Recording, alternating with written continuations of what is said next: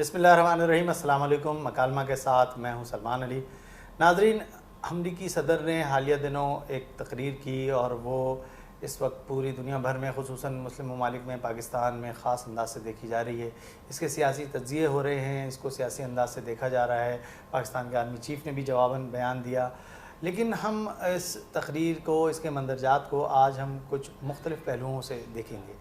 اور ہمیشہ کی طرح آج ہمارے ساتھ تشریف رکھتے ہیں جناب شاہ نواز فاروقی صاحب، معروف ہمارے دانشور ہیں، قلم نگار ہیں، اور اس حوالے سے ان کا خاصا کام بھی ہے۔ تہذیبوں میں تصادم کی ایک پوری کشمکش پر مبنی ان کی مارکۃ الآراء تحریر بھی موجود ہے، اور ان سے ہم بات کریں گے اس تقریر کے تناظر میں جو کچھ اس تقریر کے تہذیبی یا بیک گراؤنڈ ہیں یا معاشرتی حوالے سے اس کے کچھ پس منظر بنتے ہیں، ان کو آج ہم ڈسکس کریں گے۔ السلام علیکم جی وعلیکم السلام۔ شاہنواز بھائی، تقریر آپ نے بھی یقیناً سنی ہوگی، ہم نے بھی سنی ہے۔ اس وقت پورا شور ہے، الیکٹرانک میڈیا پر، پرنٹ میڈیا پر تجزیے ہو رہے ہیں، اور لیکن دیکھنے میں آ رہا ہے کہ سارے تجزیے سیاسی حوالوں سے، اس کو سیاسی پس منظر میں رکھ کے بات کی جا رہی ہے، لیکن جو الفاظ استعمال ہوئے ہیں تقریر کے اندر اور جو پہلو اجاگر کیے ہیں امریکی صدر نے، ان سے کچھ ایک جانب تو یہ بھی شور اٹھا کہ اس نے شہرت کے لیے دوبارہ سے کوئی کیا، لیکن ہمیں محسوس ہوتا ہے اس میں جو خاص مخصوص الفاظ، جو ترکیب ہے الفاظ کی، جو ترتیب ہے، وہ اس کا خاص پس منظر ہے۔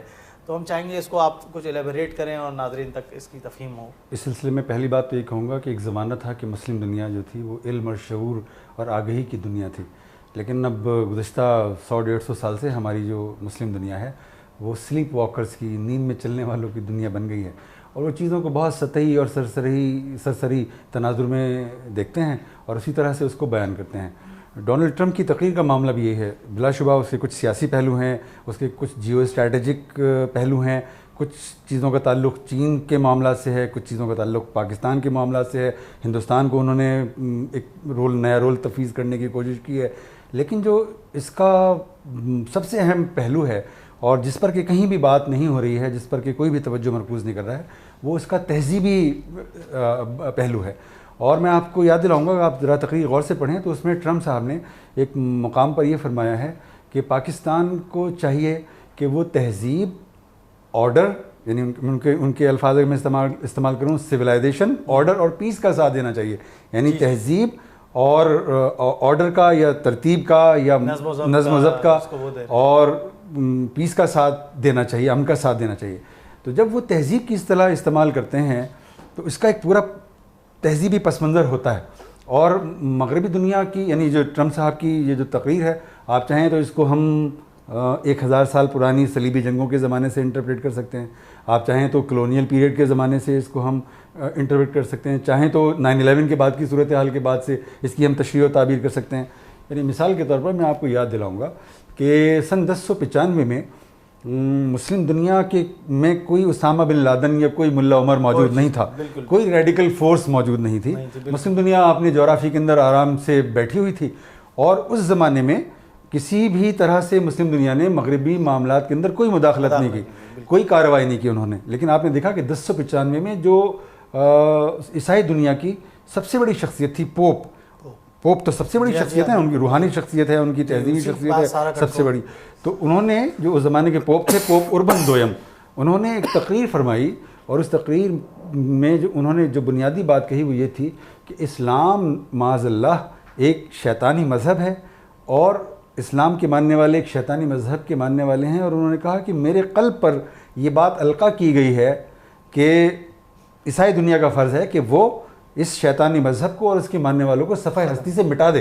یہ صلیبی جنگوں کا جو آغاز، جی تو یہ تقریر کی انہوں نے، اور ظاہر ہے وہ پوپ تھے اور ان کا بڑا روحانی اور نفسیاتی اور جذباتی مقام تھا اور اثر تھا، چنانچہ ان کی تقریر جو ہے صدبہ صحرا ثابت نہیں ہوئی۔ سن 1095 میں انہوں نے تقریر کی، اور سن 1099 میں تمام یورپی طاقتیں، اس وقت کی تمام یورپی طاقتیں ایک صلیبی جھنڈے کے نیچے جمع ہوئیں، اور انہوں نے اپنے اس جنگی بندوبست کو، جنگی مہم کو صلیبی جنگوں کا نام دیا۔ جی ہاں، اور پھر ان صلیبی جنگوں کی ابتدا ہوئی جو مسلم دنیا اب اس کو بھول گئی ہے، نہ آغاز کیا اور مسلم دنیا اس کو بھول بھی گئی کہ وہ صلیبی جنگیں شروع ہوئیں 1099 میں، اور کم و بیش یعنی انٹرپشن کے ساتھ کم و بیش 200 سال تک جاری رہیں، اور اس کے پہلے مرحلے میں جو صلیبی قوتیں تھیں، صلیبی افواج تھیں، انہوں نے جتنے بھی مسلم ایریاز ان کی راہ میں آئے ان کو انہوں نے تاراج کر دیا، ان پر انہوں نے قبضہ کر لیا. یروشلم جو تھا، بیت المقدس جو تھا اس وقت مسلمانوں کا مرکز تھا، وہ اس پر وہ قابض ہو گئیں، اور بیت المقدس میں انہوں نے اس بڑے پیمانے پر مسلمانوں کا قتل عام کیا کہ وہاں مورخین نے لکھا ہے، اور مغربی مورخین نے لکھا ہے کہ بیت المقدس کی گلیوں میں اتنا خون تھا کہ گھوڑے چلانا دشوار ہو رہا تھا. تو آپ نے دیکھا کہ اس وقت کی فضا میں ایک جنگ انہوں نے ایجاد کی، ہمارے مذہب کو ایک نام دیا. اور آپ کو یہ معلوم ہونا چاہیے کہ جو کرسچینٹی کی آفیشیل پوزیشن ہے ابھی تک وہ یہ ہے کہ وہ اسلام کو آسمانی مذہب نہیں مانتے. اگر آپ ان سے رسول اکرم صلی اللہ علیہ وسلم کا ذکر کریں تو وہ رسول اکرم صلی اللہ علیہ وسلم کو تاریخ کی بڑی شخصیات میں شمار کر لیں گے، ان کو وہ عبقری یا جینیس بھی مان لیں گے، لیکن وہ کہتے ہیں کہ نبی نہیں تھے وہ. اور آفیشیل پوزیشن ان کی یہ ہے کہ وہ کہتے ہیں کہ نعوذ باللہ من ذالک رسول اکرم صلی اللہ علیہ وسلم نے کچھ عیسائیت سے لے لیا اور کچھ یہودیت سے لے لیا، یعنی تعلیمات کو ملا جلا کے ایک نیا مذہب ایجاد کر لیا. یہ ان کی آفیشیل پوزیشن ہے.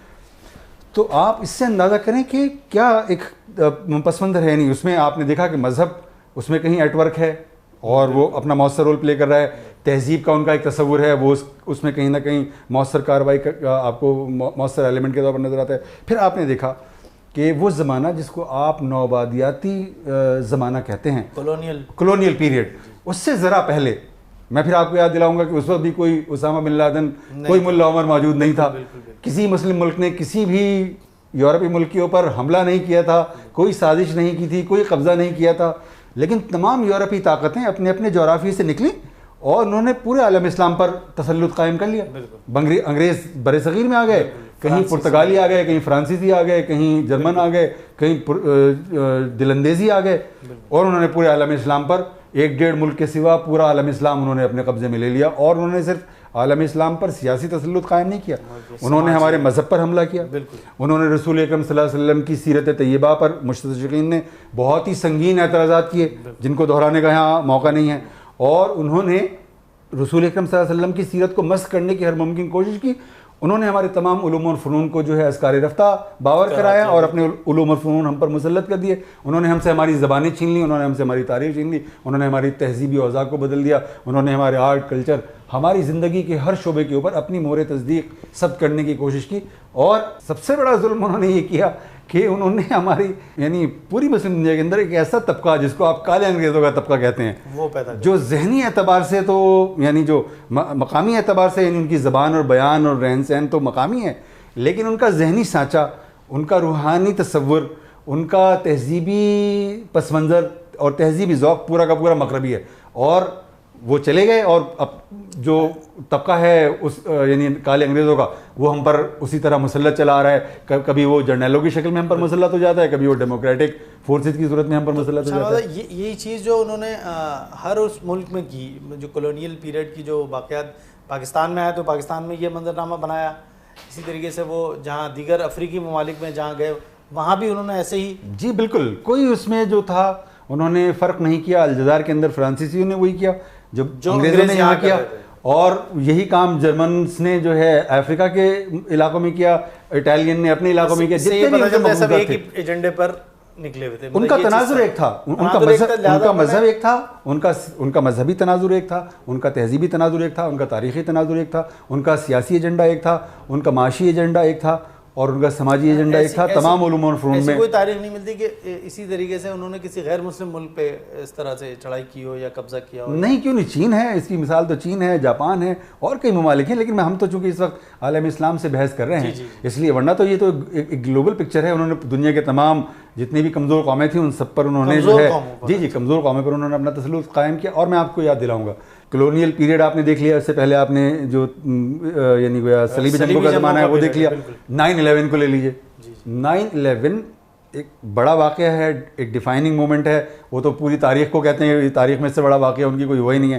لیکن وہ ابھی تک یہ نہیں ثابت کر سکے کہ وہ اس واقعے میں واقعتاً وہ لوگ ملوث تھے جن کو کہ ملوث قرار دیتے ہیں. یعنی یہ ڈاؤٹ فل ہے.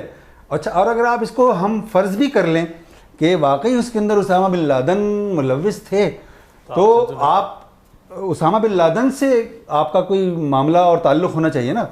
آپ پورے افغانستان کے اوپر چڑھ دوڑے, آپ نے عراق کو تاراج کر دیا, پاکستان کی جو سیاست اور معیشت ہے اور معاشرت ہے اور تہذیب ہے اس کو آپ نے ملیح میٹ کر دیا, اور آپ نے یمن کے اندر یلغار کی, اور جتنا بھی جہاں بھی آپ کا بس چلتا گیا آپ نے اس کو گھیرا. اور میں آپ کو یاد دلاؤں گا کہ 9/11 کے بعد بش نے جو امریکی قوم سے خطاب کیا اس میں انہوں نے پوری تقریر کے اندر ایک لفظ بہت ہی امپورٹنٹ استعمال کیا, وہ تھا کروسیڈ کا. جی ہاں, اور مسلم دنیا تو چونکہ میں نے آپ سے عرض کیا کہ سلیپ واکرز کی دنیا ہے, اس لیے اس پر کہیں بہت ہی ہلکی پھلکی 2-4 آوازیں اٹھی. انہوں نے کہا صاحب آپ نے کروسیڈ کی اصطلاح کیوں استعمال کر لی؟ تو اگلے دن وائٹ ہاؤس سے اس کے سلسلے میں وضاحت آئی کہ بش صاحب نے یہ جو لفظ استعمال کیا ہے یہ شعوری طور پر استعمال نہیں کیا, بلکہ یہ ان کی زبان پھسل گئی ہے, سلپ آف ٹنگ ہو گئی ہے. اچھا میں آپ کو یاد دلاؤں گا کہ وہ لکھی ہوئی تقریر پڑھ رہے تھے, ایکسٹمپورٹ تقریر نہیں کر رہے تھے, وہ لکھی ہوئی تقریر تھی, لکھی ہوئی تقریر تھی. اور صدر امریکہ کی تقریر تو بہت مانیٹرڈ ہوتی ہے, اس کے ایک ایک لفظ پر جو ہے بار بار غور کیا جاتا ہے, اس لیے کہ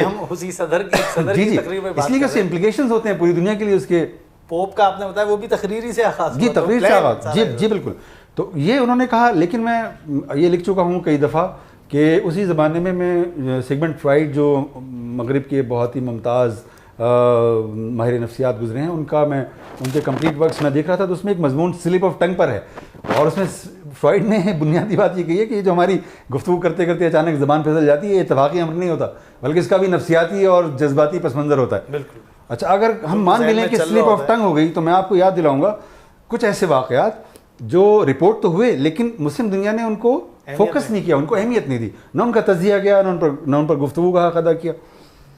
بش کے تقریر کے بعد اٹلی کے ایک وزیر اعظم تھے سلویو برلسکونی, جن پر ابھی حال ہی میں مقدمہ وغیرہ چلا مختلف عنوانات سے, جی کرپشن کا, اور تو وہ انہوں نے ایک جگہ خطاب کرتے ہوئے فرمایا کہ مغربی تہذیب اسلامی تہذیب سے برتر ہے, اور اس نے جس طرح کمیونزم کو شکست دی ہے اسی طرح وہ اسلامی تہذیب کو بھی شکست دے گی.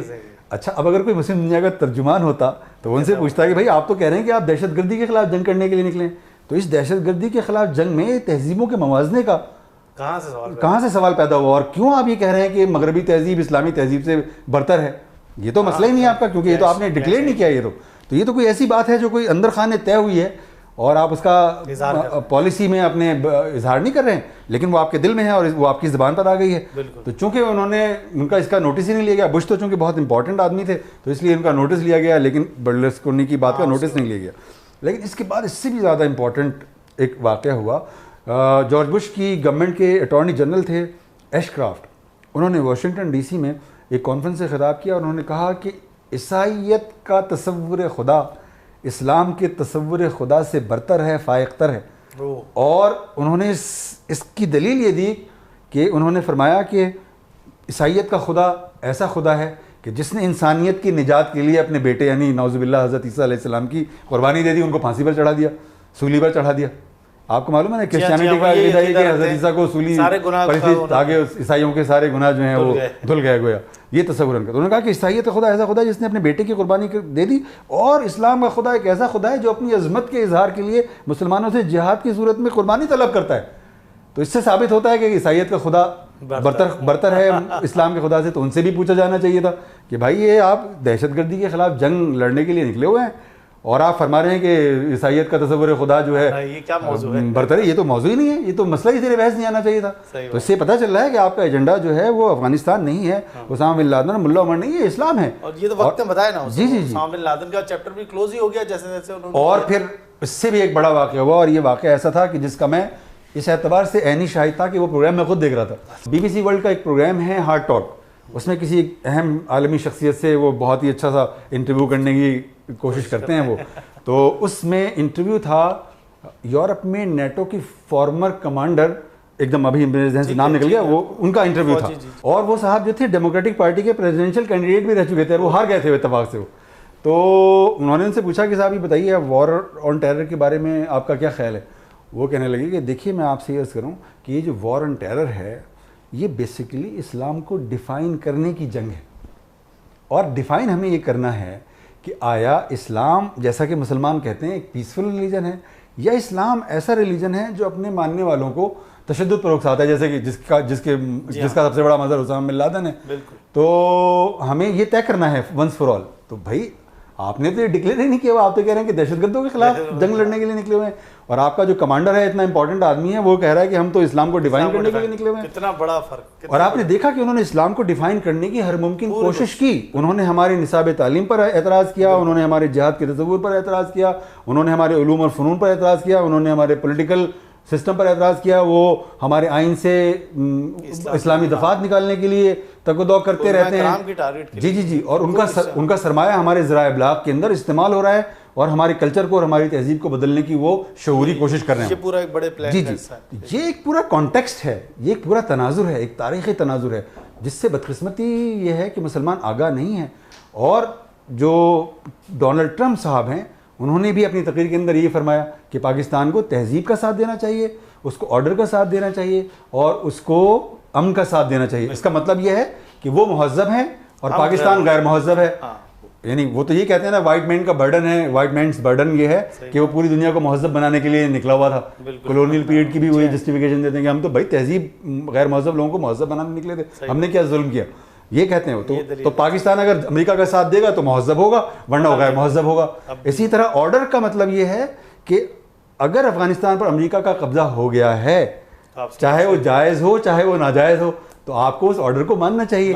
آپ اس قبضے کو مانیں اور اس قبضے کو مستحکم کرنے کے سلسلے میں امریکہ کی مدد کریں. اگر آپ نہیں کریں گے تو آپ آرڈر کو ڈسٹرب کرنے والے ہوں گے, آپ مزاحمت کرنے والے ہوں گے. میں آپ کو یاد دلاؤں گا کہ بر صغیر میں جب انگریزوں کے خلاف جدوجہد آزادی چل رہی تھی تو وہ ان کو کہتے تھے یہ درندے ہیں, یہ وحشی ہیں, اور انہوں نے بغاوت کی ہے. آپ امیجن تو کریں کہ انہوں نے بہادر شاہ ظفر کے ملک پر قبضہ کیا, اس کو قیدی بنایا اور بہادر شاہ ظفر پر بغاوت کا مقدمہ چلایا. آپ ذرا امیجن تو کریں کہ وہ یعنی بغاوت کا مقدمہ انگریزوں پر چلنا چاہیے تھا, اور وہ مقدمہ چلا رہے تھے بہادر شاہ ظفر کے اوپر.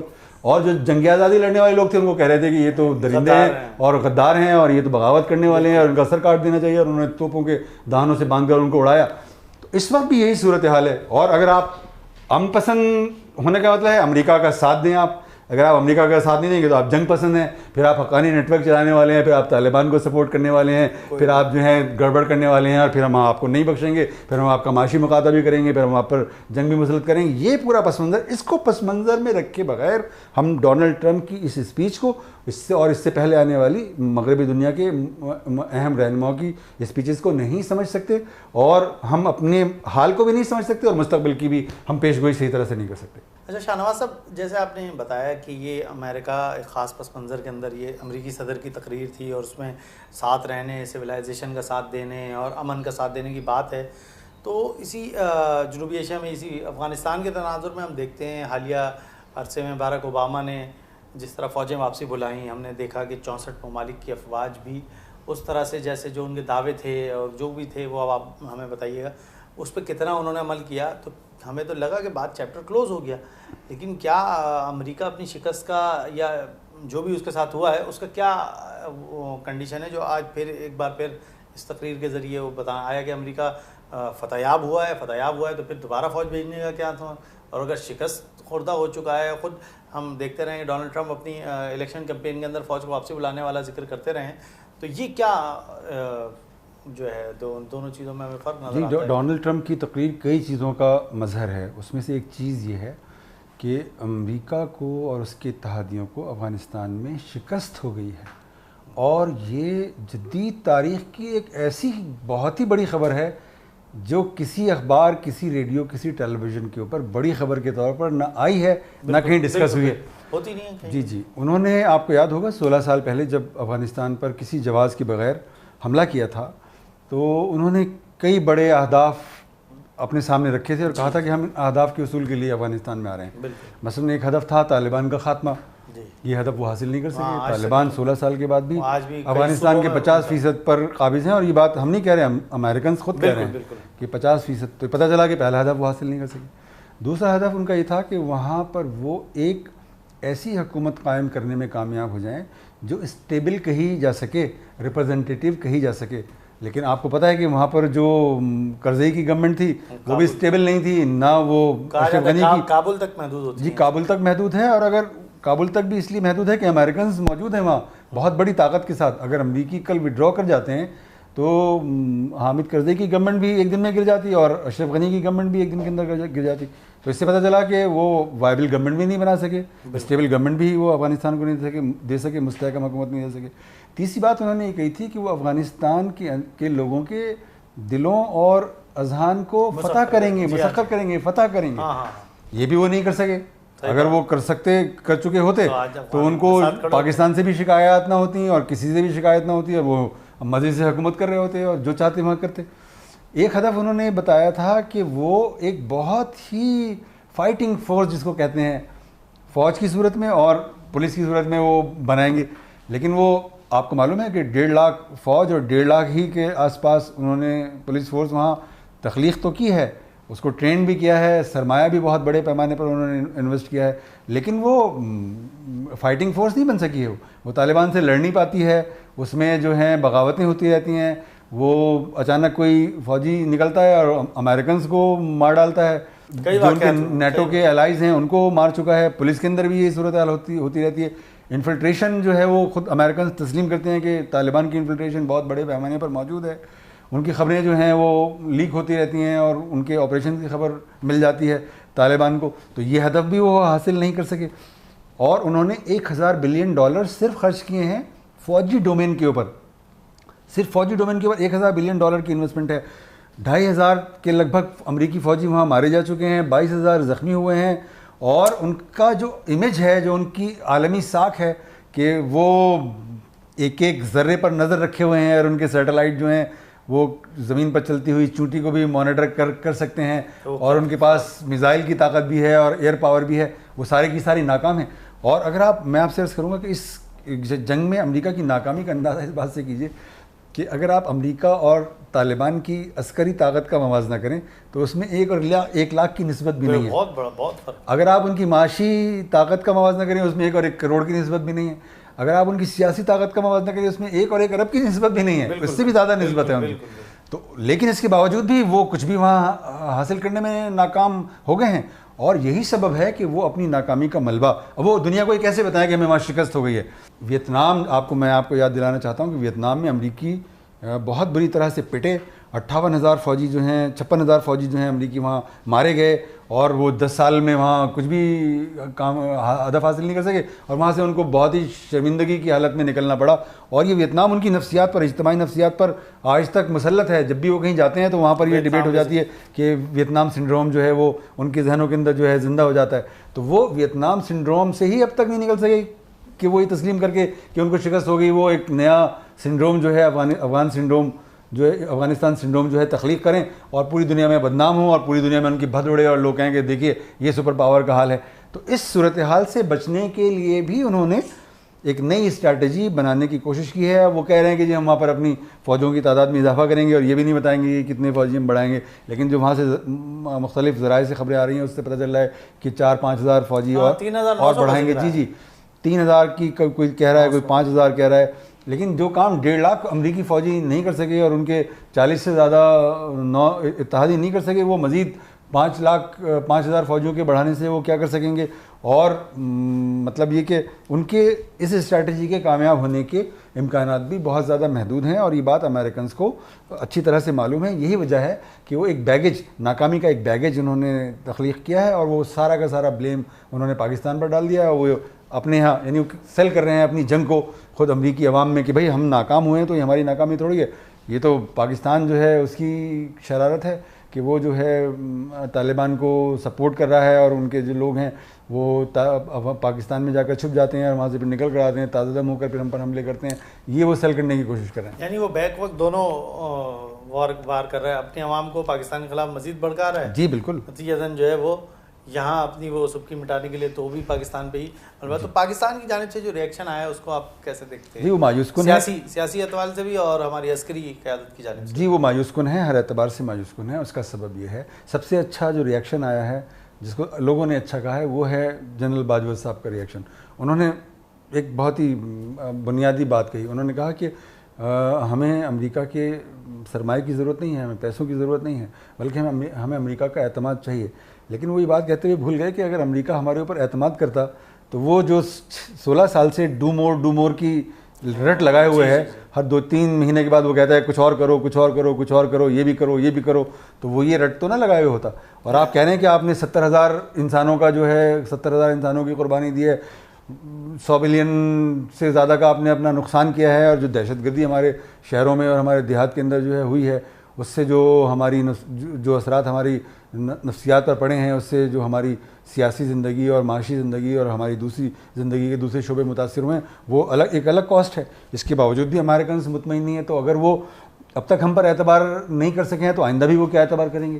صحیح بات ہے. مطلب ریمنڈ ڈیوس والا واقعہ ہے, احسان ایبٹ آباد ہے, خود ہماری بارڈر کے جی سلالہ پر سلالہ بیس ہے, کتنا ہم نے دیا ہے, اس کے باوجود بھی اگر یہ سوال کھڑا ہو جاتا ہے تو جانا یہ سیاسی قیادت جو ہے, جو بہرحال اس وقت جو ہے اپنے ایجنڈوں میں مصروف ہیں, نواز شریف اپنے خاص کیس کو بھگت رہے ہیں, تو جو پولیٹیکل یا ریلیجس فورسز ہیں, ایک طرف یہ بھی سننے میں آ رہا ہے ریلیجس پارٹیز کا اتحاد بننے جا رہا ہے دوبارہ, امریکہ اگینسٹ اس کو استعمال کیا ہے, ایسا کچھ منظرنامہ دکھ رہا ہے کہ پاکستان کے اندر انٹرنل؟ جی سب سے اہم بات یہ ہے کہ ہمیں یہ سب سے پہلے تو امریکہ کے صدر کی اس اسپیچ کو, اس تقریر کو اس کے صحیح تناظر میں دیکھنا چاہیے. پہلی بات تو یہ انڈرسٹینڈنگ تو ہماری پرفیکٹ ہونی چاہیے نا, ہم کریں گے کیا, یہ تو ایک بات کی بات ہے کہ ہم حکمت عملی کیا اختیار کریں گے.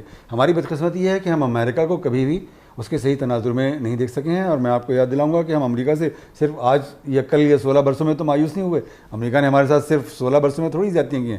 میں آپ کو یاد دلاؤں گا کہ ایوب خان صاحب جو تھے وہ امریکہ کے تقریباً اعلی کار ہی کا کردار ادا کرتے رہے وہ, لیکن بالآخر ان کو یہ احساس ہوا کہ وہ تو بالکل واقعی اعلیٰ کار بن گئے, اور انہیں ایک کتاب لکھنی پڑی فرینڈس ناٹ ماسٹر, جس میں انہوں نے تاثر دیا کہ ہم امریکہ کے غلام تھوڑی ہیں, ہم تو اس کے اتحادی ہیں. حالانکہ ہم امریکہ کے اتحادی کبھی بھی نہیں رہے. اتحادی تو ایکول پاورز ہوتی ہیں, برابری کی بنیاد, ہم کبھی بھی اس کی برابری کی طاقت نہ تھے, نہ ہیں, نہ ہو سکتے ہیں عسکری معنوں میں. تو ایوب خان کا پورا پیریڈ جو ہے وہ ناکام پیریڈ ثابت ہوا. آپ نے دیکھا کہ 1965 میں اس نے ہماری 1965 کی جنگ میں اس نے ہماری کوئی مدد نہیں کی. 1971 میں پاکستان ٹوٹ گیا اور ہم جو ہے امریکہ کے چھٹے بحری بیڑے کے یا 7ویں بحری بیڑے کے انتظاری میں بیٹھے رہے. کبھی بھی اس نے نہیں دیا. جنرل ضیاء الحق صاحب کا زمانہ جس میں ہم نے امریکہ کے ساتھ 10 سال مل کر سوویت یونین کے خلاف جدوجہد کی, آپ نے اس کا جو اینڈ رزلٹ دیکھا وہ یہ دیکھا کہ وہاں پر خانہ جنگی ہوئی, اور امریکہ نے اس خانہ جنگی کے اندر بہت مرکزی کردار ادا کیا, اور اس نے وہاں کبھی بھی اسٹیبل گورنمنٹ نہیں بننے دی, اور وہ جو ثمرات ہو سکتے تھے جہاد کے وہ اس نے سارے کے سارے زائل کر دیے.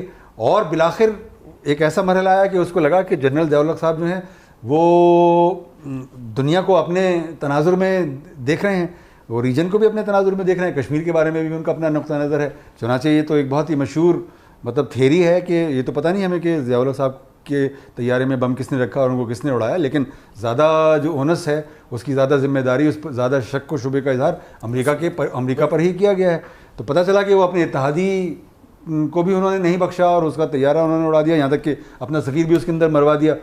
پھر میں آپ کو یاد دلاتا ہوں کہ جنرل پرویز مشرف صاحب کا زمانہ, جب انہوں نے 9/11 کے بعد ایک ٹیلی فون کال کے اوپر پورا ملک امریکہ کے حوالے کر دیا, یعنی انہوں نے یہ زحمت تک نہیں کی کہ وہ کہتے کہ بھائی میں کسی اور سے نہیں پوچھوں گا, اپنے کور کمانڈر سے تو پوچھ لوں, میں صبح ایک میٹنگ کرتا ہوں, میں کور کمانڈر سے پہلے میں پوچھ لوں گا. مطلب ہو سکتا ہے کور کمانڈر بھی وہی کہتے, اور غالب امکان تھا کہ وہ وہی کہتے جو جنرل پرویز مشرف کہتے, لیکن انہوں نے اس بات کی بھی, کابینہ تو بہت دور کی بات ہے, کور کمانڈر سے بھی مشورے کہ وہ مطلب اپنے آپ کو جو ہے وہ پابند انہوں نے نہیں سمجھا. پورا ملک انہوں نے امریکہ کے ہاتھ میں تھما دیا. اور آپ کو میں یاد دلاؤں گا کہ ان کے جو امریکہ کے اس وقت کے وزیر خارجہ تھے کولن پاول, جنرل کولن پاول, اس نے ایک جگہ گفتگو کرتے ہوئے کہا کہ ہم نے جب جنرل پرویز مشرف کو فون کیا تو 7 مطالبات ہم نے ان کے سامنے رکھے, اور ہمارا خیال تھا کہ وہ 3-4 مانیں گے, لیکن انہوں نے 7 کے 7 مان لیے. تو اگر 17 بھی, اس سے پتہ چلتا ہے کہ اگر 17 مطالبات بھی ہوتے تو وہ 17 کے 17 مان لیتے.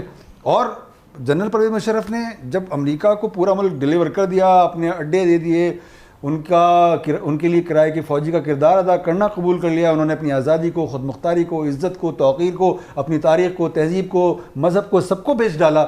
یہاں تک کہ انہوں نے اس بات کا بھی لحاظ نہیں کیا کہ وہ پکڑ کر جو ہیں لوگوں کو انہوں نے حوالے کیا, پاکستانیوں کو اور افغانوں کو اور عربوں کو.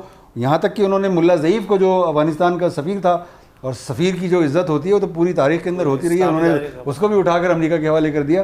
تو انہوں نے قوم سے خطاب کرتے ہوئے پھر فرمایا کہ ہم نے کئی بڑے اہداف حاصل کیے ہیں. انہوں نے کہا کہ ہم نے امریکہ کا ساتھ دے کر کشمیر کا دفاع کر لیا, امریکہ نے ہمیں یقین دلایا ہے کہ وہ کشمیر کے مسئلے کے حل کے سلسلے میں ہماری مدد کرے گا. اور انہوں نے کہا ہم نے اپنے نیوکلیئر ایسٹس کا دفاع کر لیا. اب آپ ملاحظہ فرمائیے 16 سال کے بعد امریکہ نے جو سب سے بڑی مزاحمتی تحریک ہے کشمیر کی حزب المجاہدین, اس کو اس نے دہشت گرد تنظیم قرار دے دیا, اس کے ایسٹس اس نے سیز کر لیے, اور وہ یہ بتا رہا ہے کہ ہم کشمیر کی جدوجہد آزادی کو جدوجہد آزادی نہیں سمجھتے, بلکہ ہم اس کو ہندوستان کے معاملات میں مداخلت سمجھتے ہیں, اور ہم ہندوستان کے ساتھ ہیں. کشمیر کی جدوجہد آزادی سے ہمارا کوئی تعلق نہیں, اور جتنا گلا انہوں نے آج پکڑا ہے وہ اور پیش قدمی کریں گے, وہ اور ہمارے گلے پر جو ہے وہ ہاتھ رکھیں گے گہرا, اور وہ ہمیں اور زیادہ کچلنے کی اور دبانے کی کوشش کریں گے. دوسری جانب ڈونلڈ ٹرمپ کی تقریر کا ایک پہلو یہ ہے کہ انہوں نے کہا ہے کہ پاکستان کے جو نیوکلیئر ایسٹس ہیں وہ انسیکیور ہیں اور یہ کسی کے بھی ہاتھ میں لگ سکتے ہیں, حالانکہ وہ یہ جانتے ہیں کہ پاکستان کے نیوکلیئر ایسٹس بھارت سے بھی زیادہ سیکیور ہیں face on the face value, یعنی جو بندوبست دنیا بھر میں ہوتا ہے اور امریکنز اس سے واقف ہیں. یہ نہیں کہ وہ واقف نہیں ہے, وہ جانتے ہیں کہ ہمارے نیوکلیئر ایسٹس بالکل محفوظ ہیں, لیکن اس کے باوجود انہوں نے ان کو انسیف کہا ہے. اس کا مطلب ہے کہ وہ پاکستان کے نیوکلیئر پروگرام کے بارے میں بہت ہی ناپاک عزائم رکھتے ہیں, اور وہ کسی بھی صورتحال کا فائدہ اٹھاتے ہوئے ہمارے نیوکلیئر ایسٹس کے اوپر حملہ آور ہو سکتے ہیں. اور اس سے کئی دفعہ یہ منصوبے ہم نے ڈسکس ہوتے ہوئے دیکھے ہیں وہ ذرائع ابلاغ میں, کہ وہ اس ٹو میں ہیں کہ وہ کہاں رکھے ہوئے ہیں اور کہاں سے وہ وار کر سکتے ہیں, اور اسرائیل بھی ان کے ساتھ ہے اور انڈیا بھی ان کے ساتھ ہے. تو اس سے پتہ چلا کہ جنرل پرویز مشرف نے جو کچھ قوم کو یقین دلایا تھا اس میں سے تو کچھ بھی نہیں ہوا, اور امریکہ وہیں کھڑا ہوا ہے جہاں سے 16 سال پہلے کھڑا ہوا تھا. ایک نیا 9/11 کا وہ منتظر ہے, اور اگر وہ نہیں ہوگا تو وہ خود اس کو تخلیق کرنے کی طرف مائل ہے, اور ہم اتنے ہی انسیکیور ہیں جتنے کہ 16 سال پہلے انسیکیور تھے. تو امریکہ کے ساتھ دوستی کا نہ کوئی اس سے پہلے مفہوم تھا نہ اب کوئی مفہوم ہے. جی شاہنواز, ورلڈ آرڈر کی بات ہوتی ہے, نیو ورلڈ آرڈر, تو کیا اس پورے سینیریو میں ہم دیکھیں کہ نیو ورلڈ آرڈر تبدیل ہو رہا ہے, یا کچھ اس میں پالیسیز میں کچھ شفٹ آیا ہے, یا امریکہ بھی اسی پالیسی کے ساتھ؟ جی امریکہ تو اپنی انہی پالیسیز پر گامزن ہے, لیکن یہ جو آپ نے اصطلاح استعمال کی ورلڈ آرڈر کی, اس میں ہمیں جان لینا چاہیے کہ سوویت یونین کے نظام کے بعد دنیا یک قطبی ہو گئی تھی. جی ہاں جی, ایک سپر پاور رہ گئی تھی امریکہ, اور اس کے فوجی جرنیل وغیرہ تو خیر بہت بعد میں آتے ہیں, جو اس کے انٹلیکچوئل تھے. میں آپ کو یاد دلاؤں گا, امریکہ کے ایک بہت ہی لیڈنگ انٹلیکچوئل ہیں فوکویاما. انہوں نے ایک پوری کتاب لکھ ڈالی اور انہوں نے فرمایا کہ جس کا نام ہے end of the history and the last man. اس میں انہوں نے فرمایا کہ بھائی جو تاریخ تھی وہ کمیونزم اور کیپٹلزم کی کشمکش کا رزمیہ تھی. ان کے درمیان کشمکش تھی دو سسٹمز کے درمیان. اس میں ایک سسٹم کو شکست ہو گئی ہے, ایک سسٹم فاتح قرار پایا ہے, کمیونزم ہار گیا ہے, کیپٹلزم فاتح رہا ہے. اب دنیا کے پاس کرنے کے لیے اس کے سوا کچھ بھی نہیں ہے کہ جو کیپٹلسٹ آرڈر کی اقدار ہیں بس وہ ان کو اڈاپٹ کر لے. ہمارا آزادی کا جو تصور ہے, ہمارا ڈیموکریسی کا جو تصور ہے, ہمارا لبرٹی کا, فرٹرنیٹی کا, ایکوالٹی کا جو تصور ہے, بس ان کو مان لے اور اس کے مطابق زندگی بسر کرے, دیٹس اٹ. تو یہ اتنے زبردست وہ خود اعتمادی کا وہ شکار تھے کہ ان کو لگ رہا تھا کہ, اور یہ کئی امریکی انٹلیکچوئلس نے اس وقت بات کہی اور میں نے اس پر اس زمانے میں بھی لکھا. انہوں نے کہا کہ دنیا جو ہے 20ویں صدی بھی امریکہ کی صدی تھی, اور انشاءاللہ 21ویں صدی بھی جو ہے وہ امریکہ کی صدی ہوگی. اور آپ نے دیکھا کہ 15-20 سال کی قلیل مدت کے اندر دنیا جو ہے وہ یک قطبی نہیں رہی ہے.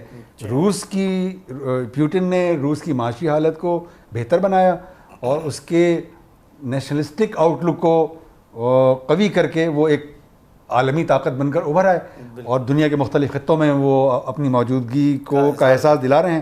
وہ شام میں موجود ہیں, وہ کرائمیا میں موجود ہیں, وہ یورپ کے اندر موجود ہیں, وہ امریکہ کو چیلنج کر رہے ہیں. اور پاکستان کے معاملات پر بھی روس نے جو کامنٹ کیا ہے وہ بھی اس بات کا مظہر ہے کہ روس جو ہے وہ امریکہ کے موقف کو یا اس کے تناظر کو پاکستان کے حوالے سے بائی کرنے کے لیے تیار نہیں ہے. دوسری طرف ہم چین کو دیکھ رہے ہیں. چین کا جو کمال ہے وہ یہ ہے کہ یورپی طاقتوں نے, مغربی دنیا نے جو معاشی ترقی 100 سال میں 150 سال میں کی تھی وہ انہوں نے 30-35 سال میں کر کے دکھا دی ہے, اور وہ global power, economic global power بن چکے ہیں. اس میں کوئی دو رائے نہیں ہے. کچھ لوگ کہتے ہیں کہ 5 سال کے بعد 7 سال کے بعد وہ امریکہ سے بھی زیادہ بڑی اکنامک طاقت بن جائیں گے, لیکن اگر آپ اس کے کچھ دوسرے پیمانے اور معیارات کو دیکھیں تو اس وقت بھی وہ امریکہ سے بڑی طاقت اقتصادی معنوں میں بن چکے ہیں. اور ان کا جو اثر و نفوذ ہے, اثر و رسوخ ہے, وہ پوری دنیا میں نفوذ کر رہا ہے, بہت تیزی کے ساتھ پھیلا ہے. وہ افریقہ کے اندر پورے افریقہ کو آلموسٹ کیپچر کر چکے ہیں. وہ یورپ کے ساتھ جو ہے ون بیلٹ ون روڈ کا جو نیٹ ورک ہے وہ تشکیل دے رہے ہیں. وہ مڈل ایسٹ کے بارے میں ایک نقطہ نظر رکھتے ہیں. وہ سی پیک جو ہے لے کر آئے ہیں, وہ ایک متبادل روٹ بھی ہے, ان کی تجارتی راہداری ہوگی وہ, اور اس سے ان کی جو گویا وہ ہے یعنی تجارت کی درآمد و برآمد کی صورتحال ہے وہ بھی بہتر ہو جائے گی. 3-4 ہزار کلومیٹر ان کو کم پڑے گا جو نارمل روٹ سے کے مقابلے پر.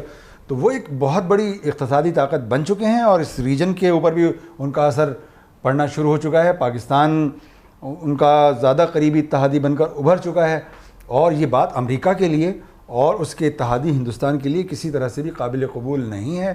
چنانچہ امریکی اس بات کی کوشش میں ہے کہ وہ کسی طرح, اب تک انہوں نے یہ کوشش کی ہے کہ چائنا کو اندر سے بدلا جائے, چائنا کو اندر سے کنٹین کیا جائے, اور انہوں نے چائنا کا بہت بڑا انٹرسٹ امریکہ کے اندر ڈیولپ کیا. آپ کو معلوم ہونا چاہیے کہ امریکہ اور چین کے درمیان جو ہے تقریباً $550 بلین سالانہ کی تجارت ہو رہی ہے, اور اس میں امریکہ $200 بلین خسارے کی تجارت کر رہا ہے چین کے ساتھ, صرف اس لیے کہ وہ تاکہ اس کو اندر سے کنٹین کر سکے, اس کا انٹرسٹ ڈیولپ کر کے وہ اس کی سیاسی سوچ کے اوپر, اس کی سماجی سوچ کے اوپر, تہذیبی سوچ کے اوپر وہ سوچے کہ نہیں بھائی جی بالکل تو وہ اس کو اندر سے بدلنے میں تو کامیاب نہیں ہو, یعنی ان کا جو پولیٹیکل سسٹم ہے اس پر امریکہ کا کوئی بھی اثر نہیں پڑا. تو اب وہ اگر اس میں ناکام ہو گئے ہیں تو جو امریکی مائنڈ سیٹ ہے یا جو ویسٹرن مائنڈ سیٹ ہے, جو میں نے پڑھا ہے یا سنا ہے اور سمجھا ہے, اس کی بنیاد پر میں یہ بات کہہ سکتا ہوں کہ اگر چائنا کو وہ اندر سے گرفتار کرنے میں, اس گرفت میں لینے میں کامیاب نہ ہوئے, تو وہ چین کے اوپر ایک بہت بڑی جنگ, ایسی بڑی جنگ مسلط کرنے سے گریز نہیں کریں گے جس کے نتیجے میں چین کی اکانومی متاثر ہو, اس کی شرح نمو جو ہے وہ بھی متاثر ہو, اس کی ایکسپورٹ امپورٹ متاثر ہوں, اور وہ اپنا جو اکنامک پاور کا اسٹیٹس ہے وہ برقرار نہ رکھ سکے. اس بارے میں مجھے کوئی بھی رتی برابر بھی شبہ نہیں ہے, نہ امریکہ کے بارے میں شبہ ہے.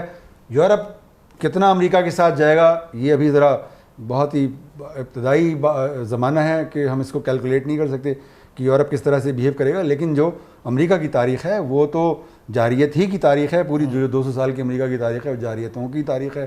تو وہ ایک جارحیت مسلط کرنے کی کوشش کرے گا, اور وہ آپ کے پڑوسی ملک بھارت کو یہ خواب دکھا رہا ہے کہ جس طرح چین ایک بڑی طاقت بنائے اس سے زیادہ پوٹینشیل تو تمہارے اندر ہے. حالانکہ چین کا اور بھارت کا اس وقت کوئی موازنہ نہیں ہے, ان کی جو پر کیپٹل انکم ہے وہ بہت زیادہ ہے, ان کی سماجی جو ریفرنسز ہیں وہ بہت مختلف ہیں. چین کے جو وہ ہیں, جو ہندوستان کے بمشکل $150 بلین کے زر مبادلہ کے ذخائر ہیں, چین کے زر مبادلہ کے ذخائر $3000 بلین سے بھی زیادہ ہیں, اور وہ بڑھ رہے ہیں مسلسل, ان میں مسلسل اضافہ ہو رہا ہے. اور چین جو ہے وہ امریکہ کے اندر $1000 بلین سے زیادہ ان کے ٹریزری بانڈس کے اندر انویسٹ کیے ہوئے ہیں. تو کوئی موازنہ نہیں ہے, لیکن وہ بہرحال خواب سیل کر رہے ہیں, اور بھارت ایک بڑی طاقت بننا چاہتا ہے, اس میں تو کوئی دو رائے نہیں ہے. لیکن وہ یہ دیکھ رہے ہیں کہ چین کا اثر پاکستان پر بڑھ گیا ہے, افغانستان میں بھی اس کا جو موقف ہے, تناظر ہے, وہ امریکہ کے مطابق نہیں ہے. وہ امریکہ سے کانفرنٹیشن تو نہیں چاہ رہے ہیں, لیکن اس سے وہ مختلف نقطہ نظر کے حامل ہیں. اسی طرح سری لنکا کے اندر جو اس علاقے کی دوسری ریاستیں ہیں, اور اس میں بھی چائنا کا اثر رسوخ بڑھ رہا ہے, اور یہ بات اب ہندوستان کے لیے بھی تشویش کا باعث ہے اور امریکہ کے لیے بھی تشویش کا باعث ہے.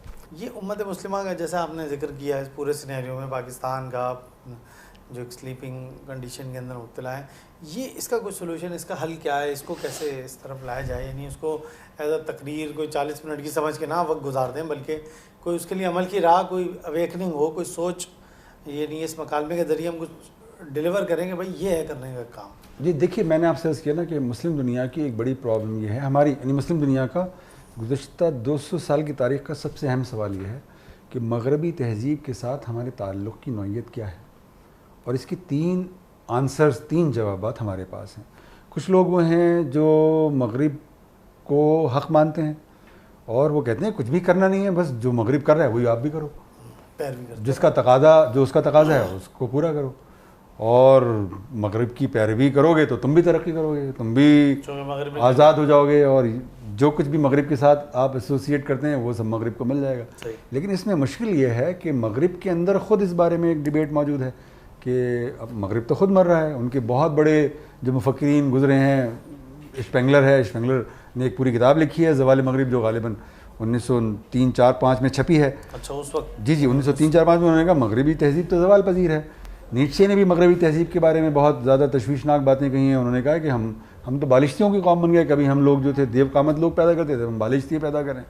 ٹوائن بھی صاحب, آرڈنل ٹوائن بھی آ گیا جو 20ویں صدی کے 2-3 بڑے مورخین میں سے ایک ہیں. 100 سال قبل کی بھی بات ہے. جی. اور ٹوائن بھی نے بالکل ان کا ایک مکالمہ ہے جاپانی اسکالر کے ساتھ, ایکیدا کے ساتھ, اس میں انہوں نے کہا ہے کہ مغربی تہذیب تو مر رہی ہے اور اس کو اگر بچانا ہے تو اس کی صرف 2 ہی صورتیں ہیں. ایک یہ کہ اس کے اندر کسی طرح کی روحانیت ڈالی جائے, اور دوسرا یہ کہ وہ ٹیکنالوجی کے عشق سے نجات حاصل کرے. اگر وہ یہ کرنے میں کامیاب ہوگی تو وہ بچ سکتی ہے, ادروائز وہ تو تباہی کی طرف جا چکی ہے. جو امریکہ کے بہت ہی ممتاز وہ ہیں ماہرین عمرانیات, ان میں ایک صاحب ایلون ٹافلر ہیں. ایلون ٹافلر نے 3 کتابیں لکھی ہیں. پہلی کتاب ان کی فیوچر شاک تھی, دوسری جو تھی پاور شفٹ تھی, تھرڈ ویو تھی, اور تیسری پاور شفٹ تھی. اس میں انہوں نے یہ اعتراف کیا ہے, پورا ایک انبار لگایا انہوں نے بتایا کہ مغربی تہذیب جو ہے سائنس اور ٹیکنالوجی, مغربی تہذیب کی سائنس اور ٹیکنالوجی ایک ایسی ٹرین میں کنورٹ ہو گئی ہے جس کی تباہی بالکل یقینی ہے. لیکن جو اس میں انہوں نے مسئلہ پیدا کیا ہے, انہوں نے کہا کہ یہ مسئلہ سائنس اور ٹیکنالوجی نے پیدا کیا ہے, وہ اس کو حل کرے گی, اور بہت ہی بچکانہ سی ایک بات ہے. لیکن بہرحال ان کے مفکرین جو ہیں ان کی عظیم اکثریت اس بات پر متفق ہے. تو اگر آپ مغربی تہذیب کو فالو کریں گے تو آپ بھی مر جائیں گے, وہ مر رہی ہے تو آپ بھی مر جائیں گے. لیکن یہ بات ہے 100 سال پہلے, آج ہم دیکھ رہے ہیں ٹیکنالوجی اس سے کہیں زیادہ بڑھ چکی ہے. امریکہ کے اندر استعمال اس کا اور ساری چیزیں تہذیبی حوالے سے بھی, تو یہ مرتی ہوئی ہمیں مطلب اس طرح سے نظر کیوں نہیں آ رہی. ہاں عسکری حوالے سے ہم نے یہاں دیکھ لی شکست ہوئی جو افغانستان میں ہے, عراق کے اندر بھی پسپائی کی کیفیت ہے جہاں وہ گیا جہاں ہے, لیکن وہ جو تہذیبی تناظر میں جو نظر آتا ہے ویسا اس طرح سے نظر نہیں ہے. وہ کس نظر سے دیکھتے تھے ٹرین بھی وغیرہ؟ جی وہ دیکھیے نا, جو تہذیب کے مراکز ہوتے ہیں اس میں سب سے اہم چیز یہ ہوتی ہے کہ کیا آپ ایک ایسی تہذیب آپ وضع کرنے میں کامیاب ہوئے ہیں جو معنی سے ہم آہنگ ہے, وہ کسی معنویت پر یقین رکھتی ہے. تو مغربی تہذیب میں معنویت کا ایک بہت زبردست بحران ہے. وہ ان کو پتہ ہی نہیں کہ ان کی زندگی کا مفہوم کیا ہے, مطلب کیا ہے. اور جو پوسٹ ماڈرن تھاٹ ہے اس میں تو بے معنویت اور بڑھ گئی ہے. مطلب ہم یہاں پوسٹ ماڈرنزم ڈسکس کرنے کے لیے نہیں بیٹھے, تو اس میں ایک نظریاتی بحران اس کے اندر پیدا ہو چکا ہے. اچھا پھر یہ کہ جو جن چیزوں پر تہذیب کھڑی جن چیزوں پر تہذیب کھڑی ہوتی ہے, مثلا فیملی انسٹیٹیوشن ہے. فیملی انسٹیٹیوشن جو ہے کسی تہذیب کا بنیادی یونٹ ہے. یعنی اگر فیملی انسٹیٹیوشن انٹیکٹ ہے آپ کا تو پوری تہذیب انٹیکٹ ہوگی آپ کی. اگر فیملی انسٹیٹیوشن متاثر ہو گیا تو آپ کی تہذیب جو ہے وہ منہدم ہو جائے گی.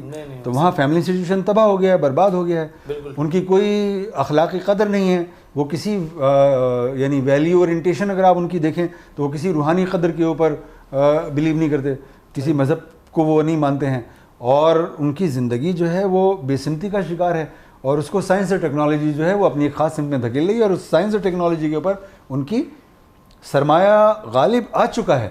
یعنی وہاں جو ان کی جو سائنس ہے وہ سرمایہ کے مطابق آگے بڑھ رہی ہے, ٹیکنالوجی سرمایہ کے مطابق آگے بڑھ رہی ہے. انسانیت کی فلاح و بہبود کا کوئی کام وہ کر رہے ہوں تو کر رہے ہوں, لیکن مطمع نظر جو ہے زیادہ سے زیادہ پیسہ کمانا ہے, سائنس کے ذریعے سے بھی ٹیکنالوجی کے ذریعے. تو یہ ایک بحران. تو دوسرا ایک تو جواب یہ ہو گیا. دوسرا جواب یہ ہے, کچھ لوگ کہتے ہیں کہ بہتر ہے کہ ہم مغرب اور اسلام کا ایک امتزاج بنا لیں, کچھ چیزیں اسلام کی لے لیں, کچھ چیزیں مغرب کی لے لیں. اب اس میں پرابلم یہ ہے کہ جو ہمارے بہت بڑے لکھنے والے لوگ گزرے ہیں, جیسے مثال کے طور پر محمد عسکری کو میں کوٹ کروں گا, وہ کہتے ہیں بھائی مغرب تو باطل ہے اور اسلام حق ہے, اور حق اور باطل کو ملایا نہیں جا سکتا, تو اس لیے مغرب اور اسلام کا امتزاج ممکن ہی نہیں ہے. پھر کیا کیا جائے؟ تو وہ ایک پورا حلقہ وہ ہے کہ جو کہتا ہے کہ چونکہ وہ باطل ہے اس لیے اس کی بات سننے کی ضرورت ہی نہیں ہے. تو یہ تین جو ہیں فریم ورک ہیں, اور مسلم دنیا انہی 3 فریم ورکس کے اندر کہیں بٹی ہوئی ہے. صحیح بات. تو ہمیں ضرورت ہے اس بات کی کہ ہم ایک یونیفائڈ رسپانس مغربی دنیا کا ایوالو کریں, اور ہم بتائیں, اپنے آپ کو بھی بتائیں کہ بھئی ہم یہ ہیں اور مغرب یہ ہے. ہماری بدقسمتی یہ ہے کہ نہ اب ہم اپنے آپ کو جانتے ہیں کہ ہم کون ہیں. ہم نہ اپنے فنڈامنٹل سے آگاہ قوم ہیں, ملت ہیں, امت ہیں, نہ ہم مغرب کو اس طرح سے جانتے ہیں جس طرح سے کہ مغرب کو جاننے کا حق ہے. چنانچہ میں نے اسی لیے کہا کہ ہم لوگ سلیپ واکرز بنے ہوئے ہیں, کہ ہم اپنے اگر ہم مذہب کو سپورٹ کر رہے ہیں تو یہ بھی بے شعوری کی حالت میں سپورٹ کر رہے ہیں, جذبے کی سطح پر سپورٹ کریں, شعور کی سطح پر سپورٹ نہیں کر رہے ہیں ہم اسلام کو.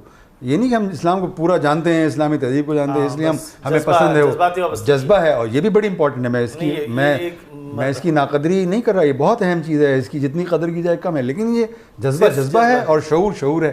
شعور کو جذبے پر غالب ہونا چاہیے, یہ ان میں ایک ہم آہنگی ہونی چاہیے کہ شعور جو ہے وہ ہمیں گائیڈ کر رہا ہو اور جذبہ اس کے پیچھے چل رہا ہو, اس کی ضرورت ہے. دوسری طرف ہم مغرب کو بھی نہیں سمجھتے ہیں, ہم مغرب کو ڈیفائن کرتے ہیں بہت چھوٹی چھوٹی چیزوں میں پینٹ شرٹ پہنتے ہیں. آپ مغربی ہیں, میں شلوار قمیض پہن کر بیٹھا ہوا ہوں, میں مشرقی ہوں یا میں اسلامی ہوں, یا میں نے امامہ پہنا ہوا ہے تو میں ہوں, یا یہ کہ وہ ان کے یہاں بڑی بے حیائی ہے, ہمارے ہاں جو ہے حیا کا تصور ہے, یہ کہ وہ شراب پیتے ہیں اور ہم شراب نہیں پیتے ہیں, یہ کہ وہ سور کھاتے ہیں ہم سور نہیں کھاتے ہیں, یا یہ کہ ان سے ہمیں کچھ سیاسی شکایتیں ہیں, انہوں نے کشمیر کے مسئلے کو حل نہیں کرایا اور وہ فلسطین کے مسئلے کو بھی حل نہیں کراتے. یہ سب باتیں امپورٹنٹ ہیں, لیکن یہ مغرب کو ڈیفائن کرنے والی باتیں نہیں ہیں. تو ہمیں دیکھنا چاہیے مغرب کو ڈیفائن کرنے والی باتیں کون سی ہیں. تو جب ہم جان لیں گے مغرب کو تو پھر ہم اس سے اپنے تعلق کی نوعیت کو واضح کر سکیں گے. یعنی یہ ایک بنیادی فیکٹر ہے کہ پوری امت مسلمہ کو مغرب کو اپنے لیے ڈیفائن کرنا ہوگا, کس خانے میں رکھتے ہیں, تاکہ ہم رسپونڈ کر سکیں. وہ جو چیلنجز آ رہے ہیں ہم رسپونڈ کر سکیں, ہم اپنے آپ کو بھی جان سکیں اور ان کو بھی جان سکیں. یہ پہلی ضرورت ہے ہماری. یہ عمل کسی وقت میں تھا, ختم ہو گیا, یا یہ کہ اب اس کو کرنا ہی حل ہے؟ نہیں, کیوں نہیں, اس کے تو بہت زیادہ بڑی مثالیں ہمارے پاس ہیں. سب سے بڑی مثال ہے امام غزالی. امام غزالی رحمۃ اللہ علیہ نے جو کارنامہ انجام دیا, جو کہ مسلم تاریخ میں کسی بھی دوسرے مفکر نے آج تک انجام نہیں دیا, 1800 سال یا جب سے بھی آپ ان کا زمانہ متعین کریں اس وقت سے لے کر, وہ یہ تھا کہ ان کے زمانے میں جو یونان کی فکر تھی, جو مغربی فکر کا ہی ابتدائی گویا روپ ہے, جی, تو وہ اس کا چیلنج مسلم دنیا کے سامنے آیا, اور اس کا چیلنج یہ تھا کہ وہ ہماری فکر کے فنڈامنٹلز کو بدل رہی تھی. اور اندیشہ یہ تھا, جی بالکل, جس طرح مغربی تہذیب کر رہی ہے, جدید مغربی تہذیب کر رہی ہے, اسی طرح یونانی جو فکر تھی وہ ہمارے فنڈامنٹلز کو, ہمارے تہذیبی اوضاع کو, ہمارے تھنکنگ پیٹرنز کو, ہمارے زاویہ نظر کو تبدیل کر رہی تھی. تو اس بات کی اہمیت کو غزالی نے سمجھا, اور انہوں نے پہچانا اس کو کہ اگر یہ تصورات عام ہو گئے جو یونانی فکر کے زیر تحت پھیل رہے ہیں, تو اسلام کا تو وہی حال ہوگا جو کہ عیسائیت کا ہوا ہے, کیونکہ فالوورز ہیں سارے. جی جی, انہوں نے کام کیا کیا, انہوں نے 2 کام کیے. انہوں نے مغربی تہذیب کو رد کیا, ایک اس بنیاد پر کہ اسلام یہ کہتا ہے, مغربی تہذیب یہ کہتی ہے, اس لیے مغربی تہذیب ہمارے لیے ایکسیپٹیبل نہیں ہے. یعنی اسلام کو پیمانہ بنایا مغربی تہذیب کو رد کرنے کے لیے. لیکن صرف یہ نہیں کیا انہوں نے مغربی فکر کے جو انہرنٹ کانٹرڈکشنز تھے, ان کے اندر جو تضادات, اس فکر میں جو تضادات تھے, داخلی تضادات تھے, ان کو بھی نمایاں کیا اور بتایا کہ یہ تو خود ناقص فکر ہے. یعنی دو سطحوں پر انہوں نے رد کیا. اب ہمیں اول تو خیر یہی معلوم نہیں ہے کہ اسلام کیا ہے, اکثریت کو ہماری یہ نہیں معلوم کہ اسلامی تہذیب کی جو اصطلاح میں استعمال کرتے ہیں اس سے کیا مراد ہوتی ہے, اور اسلامی فکر کے کیا فنڈامنٹلز ہیں, ہمیں یہ بھی معلوم نہیں ہے. اور نہ ہمیں یہ معلوم ہے کہ مغربی فکر کیا ہے اور اس کے کیا تضادات ہیں. تو یہ کام جس گہرائی کے ساتھ اور گہرائی کے ساتھ ہونا چاہیے تھا, اس گہرائی اور گہرائی کے ساتھ نہیں ہوا. اور اگر یہ ہوا ہے تو 3-4 بر صغیر کے جو اہم لوگ ہیں, میں آپ کو نام گنوا دیتا ہوں. اکبر الہ آبادی ہیں, آپ ان کی شاعری پڑھیں تو اس میں آپ کو پتہ چلے گا کہ ہمارے فنڈامنٹلز کیا ہیں, ان کے فنڈامنٹلز کیا ہیں. پھر اقبال آئے, اقبال نے مغرب کو چیلنج کیا اور بتایا کہ بھائی ہماری اصل فکر یہ ہے, ہمارا اصل تشخص یہ ہے, مغرب کا تشخص یہ ہے, اور ہمارے اور ان کے درمیان جو ہے کوئی میٹنگ پوائنٹ نہیں ہے. پھر مولانا مودودی رحمۃ اللہ علیہ, اور انہوں نے اس ڈیبیٹ میں کچھ اور نئی چیزیں ایڈ کی جو ان کے زمانے میں آنے والی ڈیبیٹس تھیں, انہوں نے ان کو آنسر کرنے کی کوشش کی, اور وہ بہت حد تک جو ہے اس کو آنسر کرنے میں کامیاب ہوئے. لیکن ہر کام تو مولانا مودودی کر کے نہیں جا سکتے تھے, مولانا مودودی کے بعد آنے والے لوگوں کو بھی کوئی کام کرنا چاہیے تھا. تو عسکری صاحب, محمد حسن عسکری صاحب کا نام آپ نے سنا ہوگا, وہ ہمارے اردو ادب کے سب سے بڑے نقاد کہے جاتے ہیں, اور یہ بات صحیح ہے بالکل. انہوں نے پھر مغرب کے مطالعے کے سلسلے میں کچھ کد و کاوش کی ہے, اور بہت بڑی قیمتی چیزیں ہیں ان کی, 1-2-3. تو وہ ہم نے اس طرح سے نہیں سمجھی جس طرح سے کہ ہمیں ان کو سمجھنا چاہیے تھا, اور ہم نے ان کو اتنا نہیں پھیلایا جتنا کہ پھیلانے کی ضرورت تھی. تو یہ ہماری سب سے بڑی فکری سطح پر ہماری سب سے بڑی کمزوری ہے. اگر ہم اپنی فکر کی اس نقص کو دور نہیں کریں گے تو نہ ہم خود کو سمجھ سکیں گے, نہ مغرب کو سمجھ سکیں گے, نہ مغرب کو پراپرلی آنسر کر سکیں گے. ہمارا رسپانس مغرب کے سلسلے میں, ہمارا رسپانس صرف پولیٹیکل نہیں ہونا چاہیے. پولیٹیکل رسپانس کی بھی ضرورت ہے, اکنامک رسپانس کی بھی ضرورت ہے, جیو اسٹریٹجک رسپانس کی بھی ضرورت ہے, لیکن اس سے زیادہ بلند سطح پر ہمیں تہذیبی سطح پر اور ہمیں مذہبی سطح پر بھی مغرب کو آنسر کرنا چاہیے, اس کے چیلنج کو قبول کرتے ہوئے اس کا جواب دینا چاہیے. ہاں, وہی بات جیسے کہ آپ نے بتایا ہے کہ وہ خود اس فریم کے مطابق ہی ہمیں ڈیل کرتے ہیں. ان کی تقریر کے اندر وہ سارے فریم موجود ہوتے ہیں, وہ ہمیں ویسے, لیکن ہم اس کا صرف ایک پہلو لیتے ہیں اور اس کے مطابق کھوئے رہتے ہیں کہ شاید یہی بات ہے. اب اگر وہ یہ کہہ دیں گے, بالکل کھل کر کہہ دیں گے کہ ہم اسلام دشمن ہیں, اور وہ یہ اپنے مذہب وہ یہ کہتے ہی رہتے ہیں, میں نے ابھی مثالیں دی عمل سے بھی ظاہر, لیکن اگر ان کی پولیٹیکل لیڈرشپ کل اگر ڈونلڈ ٹرمپ یہ کہیں کہ ہم اسلام جو ہے, جس طرح ان کے پوپ نے کہا تھا اسلام معاذ اللہ ایک شیطانی مذہب ہے اور ہم اس کے فالوور جو ہیں وہ شیطانی مذہب کے ماننے والے ہیں اور ہم اسلام کو فنا کر دیں گے, اور وہ مختلف یعنی ان کے فریزز میں نکال کر دکھا سکتا ہوں, وہی سوچ اور وہی فکر ہوتی ہے, الفاظ کی شکل یوں تبدیل, تو وہ مگر یہ ان کے دل کی بات ہے, اسٹریٹجی ان کی پوری کی پوری یہ ہے. اور جو آپ یہ جو ہمارے ہاں جو یہ مشہور ہو گئی یہ بات کہ مغرب مسلمانوں کے خلاف سازش کر رہا ہے, بھائی وہ سازش نہیں کر رہا ہے, وہ پالیسی لے کر بیٹھا ہوا ہے, اس کے پاس ایک حکمت عملی ہے. سازش تو خفیہ ہوتی ہے, وہ تو سب کچھ کھل کے کر رہے ہیں. بالکل, وہ آپ کے مذہب پر کھل کے اعتراض کر رہے ہیں, وہ آپ کی تہذیبی اوضاع کے اوپر, تہذیبی فریم ورک کے اوپر اعتراضات کر رہے ہیں, وہ آپ کے آرٹ پر, کلچر پر, آپ کی موریلٹی پر, آپ کے تصور نبوت پر, یہاں تک کہ انہوں نے اس بات پر بھی اعتراض ہے کہ آپ کے معاشروں کے اندر رسول اکرم صلی اللہ علیہ وسلم کی توہین کی اجازت کیوں نہیں ہے. یہ تو کہہ رہے ہوتے ہیں, اور آپ کو معلوم ہے کہ آپ کے معاشرے میں ایسے لوگ موجود ہیں جو امریکہ کے لیے کام کر رہے ہیں, یورپ کے لیے کام کر رہے ہیں, اور وہ توہین رسالت کی وارداتوں میں انوالو ہیں, اور مغرب ان کو بیک کرتا ہے, اور وہ کہتا ہے کہ یہ کیا بات ہوئی, مسلمان جو ہیں کیا جدید دنیا میں تو ہر چیز کے اوپر بات ہو سکتی ہے, تو کیا نبیوں کے اوپر نہیں ہو سکتی. وہ یہ کہہ رہے ہیں اور کر رہے ہیں وہ پریکٹیکلی. اور آپ نے دیکھا کہ مغربی دنیا نے توہین رسالت کو ایک معمول بنا کر رکھ دیا ہے. پہلے صدیوں میں کوئی ایک آدھ واقعہ اس طرح کا ہو جاتا تھا, وہ لیکن تواتر کے ساتھ وہاں پر اس طرح کے واقعات ہوتے ہیں, اور وہ اس کے ذریعے وہ یہ فیکٹر ختم کرنا چاہتے ہیں کہ جی وہ آپ کو اذیت بھی دینا چاہتے ہیں, اور وہ آپ کو یہ بھی بتانا چاہتے ہیں کہ ہم آپ کے نبی کو اور آپ کے مذہب کو نہیں مانتے ہیں, اور ہماری نظر میں ان کی کوئی جو ہے وقت نہیں ہے, اور ہم آپ کے پورے تہذیبی فریم ورک کو اور آپ کے پورے مذہبی فریم ورک کو مسترد کرتے ہیں. اور اگر آپ کو اس دنیا میں رہنا ہے تو ہمارے جو تقاضے ہیں, ہمارے جو اصول ہیں, ہمارے جو ضابطے ہیں, ان کو مان کر مہذب بننا پڑے گا. ان کی اصطلاح میں مہذب بننا پڑے گا, ادروائز آپ کا اس دنیا کے اندر کوئی مقام نہیں ہے. بہت شکریہ شاہ نواز صاحب.